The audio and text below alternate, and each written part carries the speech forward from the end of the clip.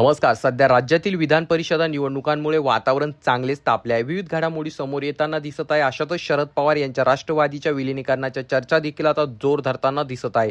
राष्ट्रवादी काँग्रेसचे सर्वेसर्वा शरद पवार यांचा पक्ष काँग्रेसमध्ये विलीन होण्याची शक्यता वर्तवली जात आहे.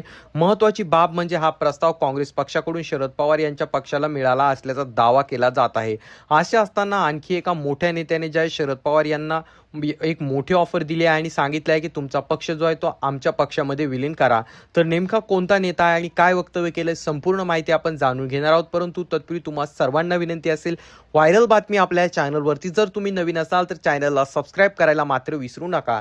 राष्ट्रवादीचे नेते धर्मराव बाबा आत्राम यांनी शरद पवारांना मोठी ऑफर दिली आहे. शरद पवार गट काँग्रेसमध्ये गेल्यास तो डुबत्या नावेमध्ये बसल्यासारखं होईल आणि पवार गट काँग्रेसमध्ये जाऊन त्यांचा काही फायदा होणार नाही.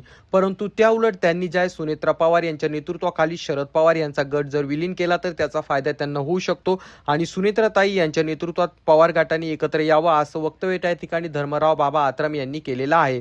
त्यांच्या या वक्तव्यामुळे राजकीय वर्तुळामध्ये मोठ्या प्रमाणात चर्चा होताना दिसत आहे आणि लवकरच जे आहे शरद पवार गट व त्याचसोबत सुनेत्राताई पवार यांचा गट एकत्र येऊन या ठिकाणी एक पक्ष होतो की काय असं वाटत आहे.